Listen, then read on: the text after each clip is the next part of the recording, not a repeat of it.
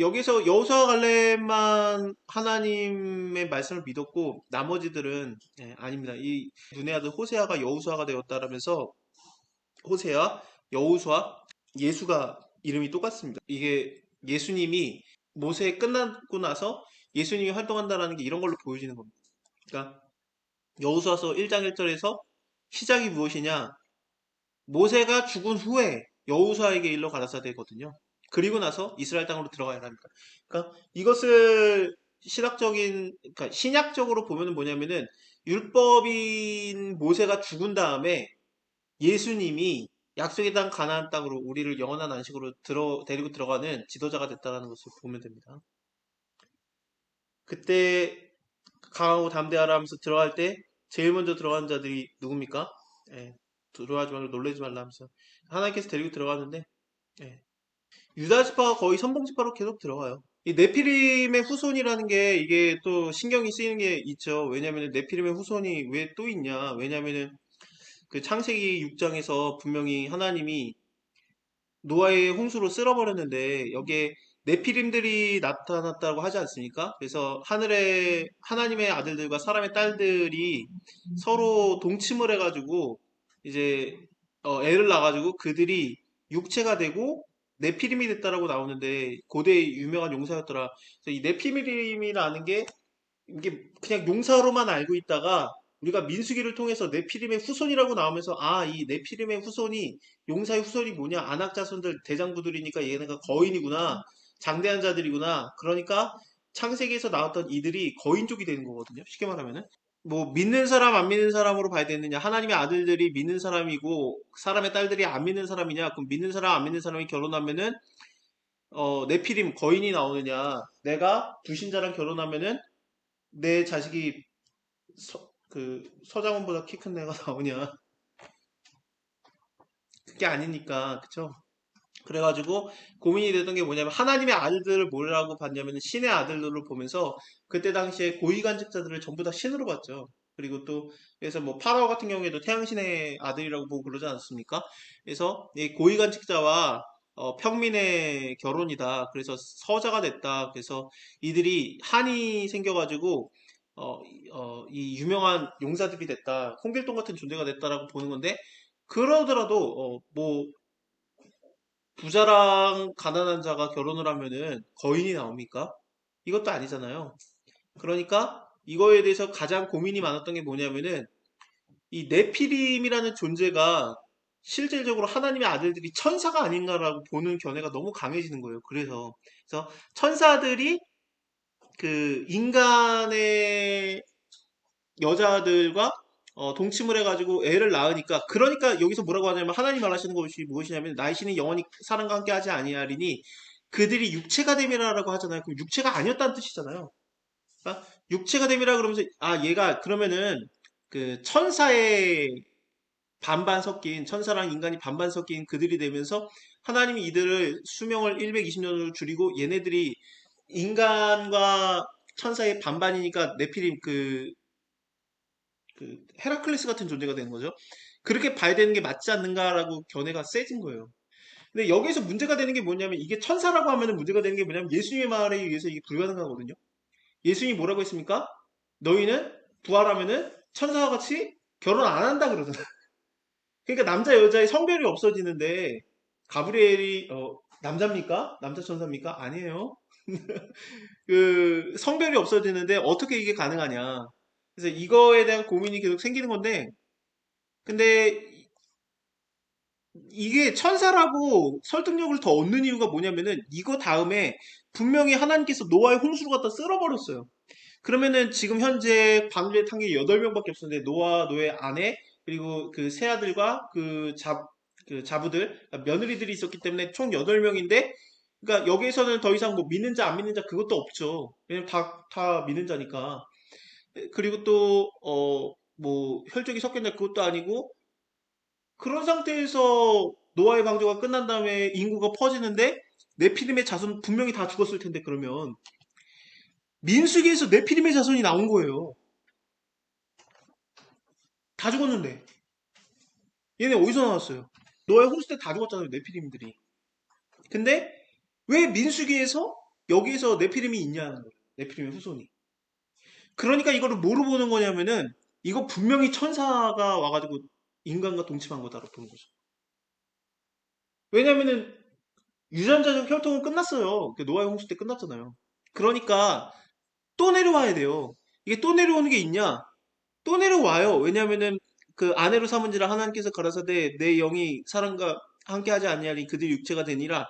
그러나 그들의 날들은 120년이 되리라 하고 당시에 땅에 네피림이 있었고 그 후에도 그 후에도라는 단어가 나와버려요, 여기서. 그 후에도 하나님의 아들들이 사람의 딸들을 취해서 자식을 낳으니 고대 유명한 사람이 되었더라. 여기서 그 후라는 게 뭐냐면은 지금 이거 당시에 바로 노아의 방주가 터지는데 그 후가 되면은 그 노아의 방주 후에도 천사들이 와가지고 또 취하면은 골리앗 같은 애들이 나올 수 있으니까. 그런 생각이 나오게 되는 겁니다. 그래서 이 네피림에 대한 생각이 진짜 고민이 많은데 이게 진짜 천사인가? 천사가 이 땅에 왔을 때 어쨌든 인간의 몸을 입었었던 적이 워낙에 많았었기 때문에 소돔과 고모라 때도 그렇고 동침하는 게 불가능하지는 않을 것 같긴 한데 근데 하나님이 야 천사 하나 관심 못할까 그런 생각에 좀 이게 늘 고민이 많은 구절입니다. 어떻게 생각하세요? 어쨌든 나는 아니다.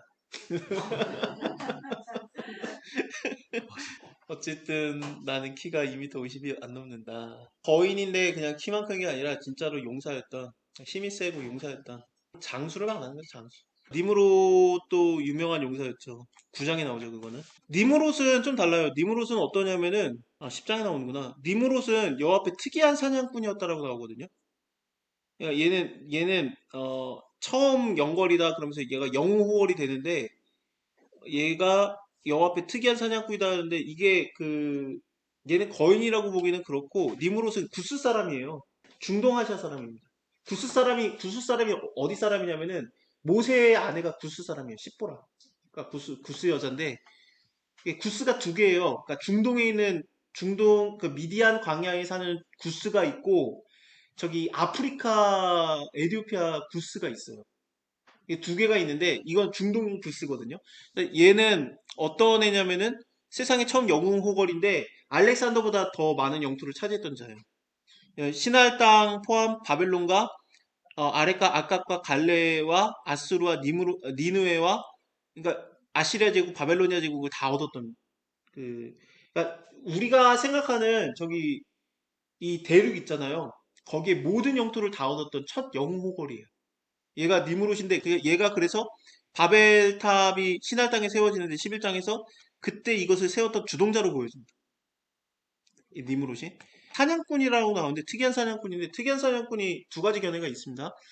첫 번째는 뭐냐면 진짜 사냥꾼이에요. 동물이 인간을 해하기 시작하면서 인간도 동물을 먹고 왜냐면 이제 먹을 수 있게 하나님 하셨으니까 구장에서 그래서 동물도 먹을 수 있고 동물들도 인간을 해하니까 동물 때문에 힘든데 얘가 힘이 세니까 동물들을 죽이는 첫 사냥꾼이 된 거죠. 그러니까 예, 목축업자가 아니라 진짜 사냥꾼이 돼서 하나님 보기에 와, 얘 동물을 죽이고 다니네. 특이한 놈이네. 그러면서 특이한 사냥꾼이 되었다라는 말이 나왔을 수도 있고 그러니까 동물 때문에 막 사자라든지 막 그런 것 때문에 계속 괴로워하다가 얘가 동물들을 죽여주니까 우리의 왕이 되달라 하면서 얘가 왕으로 추대됐다라는 견해가 있습니다. 또 하나는 뭐냐면은 이 특이하다라는 단어 때문에 이 특이한 사냥꾼이 하나님이 이 사람을 죽이지 말라 그랬는데 하나님의 형상대로 만들었으니까 죽이지 말라고 살인을 금지시켰는데 사람을 죽이는 사람 사냥꾼으로 봐서 얘 특이한 놈이네 그러면서 얘 너무 무서운 놈이니까 왕으로 추대가 되면서 영호월이 됐다.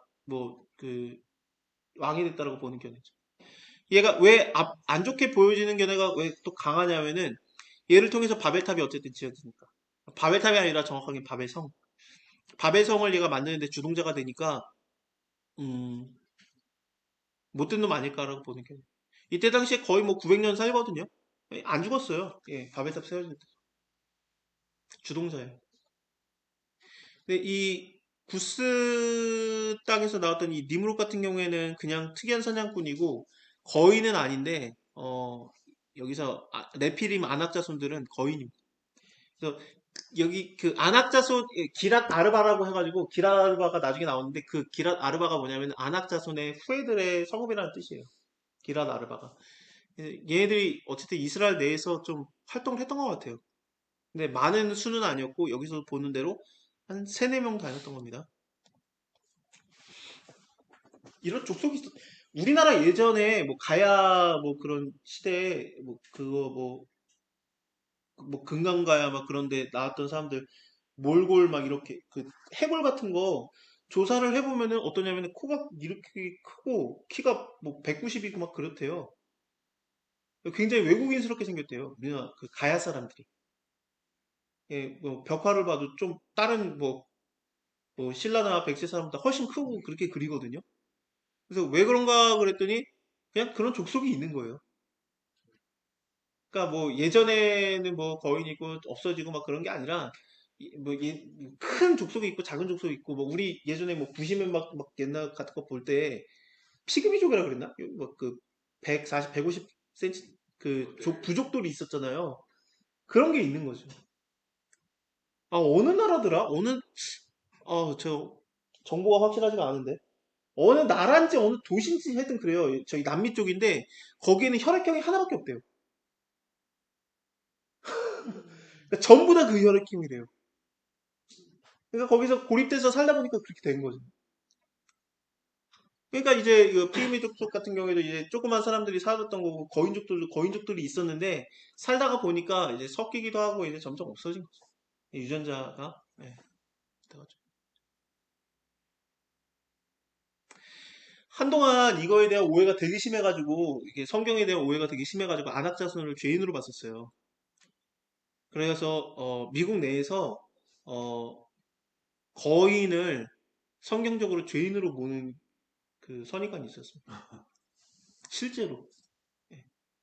그래서 그런 게 굉장히 심했었고, 그게 너무하는 거 아닌가 그런데 우리가 흑인을 볼 때 하나님한테 저주받은 족속이다라고 이상하게 생각하고 있는 것들 있죠.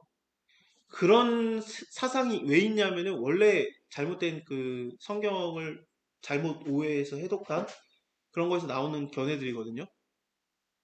유대인들도 그렇죠. 이방인들 너네는 개야 그랬죠. 근데 성경적 견해에서 어떻습니까? 하나님과 더 가까운 게 우리야. 인종차별이 굉장히 좀 심합니다. 예. 인종차별 때문에 유대인들이 대학살이 일어났던 거고.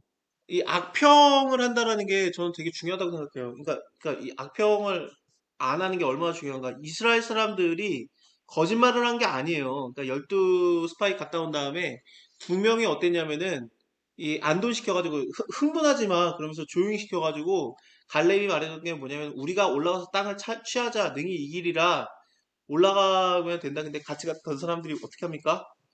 우리보다 걔네들이 더 강해. 그러면서 악평을 하지 않습니까? 그 신장은 장대한 자들이며 네피림의 후손 안악자손의 대장부들을 보았나니 세 명을 봤습니다. 우리는 그들 보기에도 메뚜기 같았으리니 그들이 보기에도 그와 같았을 것이다 라면서 얘기를 했는데 거짓말한 게 한 개도 없어요. 거짓말한 게 없어요. 오히려 여호수아 갈렙은 어떻습니까? 막 이제 다음 장에서 옷을 찢으면서 얘기할 거죠. 그러면서 우리가 올라가면 이긴다 막 그러면서 얘기를 할 건데 오히려 이 사람들이 더 맹신도 오고 광신도 같은 느낌이 들어요. 사람들 입장에서 볼 땐 그래요. 여호수아 갈렙이 갔다 오고 열 명의 족장들이 갔다 온 다음에 갔더니 진짜 좋더라. 그래서 메고 왔어요, 진짜. 포도도 보여주고 아까 사진 보여드린 대로 예, 포도도 보여주고 너무 좋은 거죠. 그러니까 좋긴 좋더라. 진짜 여호수 그 하나님 말씀하신 대로 진짜 다 좋더라. 우리가 봤더니 애국보다 좋더라. 그것을 말했는데 다 진실이었어요. 그래가지고 포도도 실제로 들고 오고 두 명이 들고 오고 이게 에스골 골짜기에 이게 포도송이 우리가 여기서 따왔어. 그러면서 얘기를 하는데 우리가 보기에 그들이 그 크더라. 큰 애들이 있더라. 그것도 다 사실이었죠. 근데 거기까지는 좋은데 사실을 말하는 건 좋은데 그걸로 갖다 하나님을 안 믿기 시작한 거거든요. 여러분들 사단이 우리한테 어떻게 들어올까요? 말도 안 되는 얘기로 들어올까요? 아니면 사실로 얘기할까요? 사실로 얘기해요. 얼마나 사실적입니까?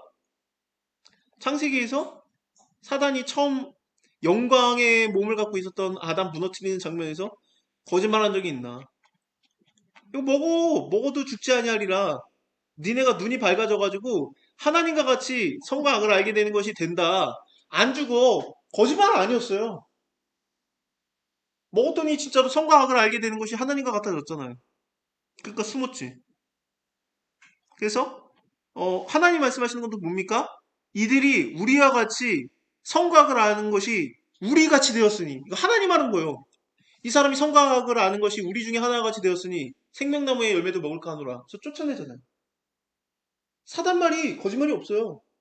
죽었습니까? 960년 살았는데 사실이에요. 근데 이 사실을 얘기한 다음에 하나님 말씀을 못 듣게 하는 거죠.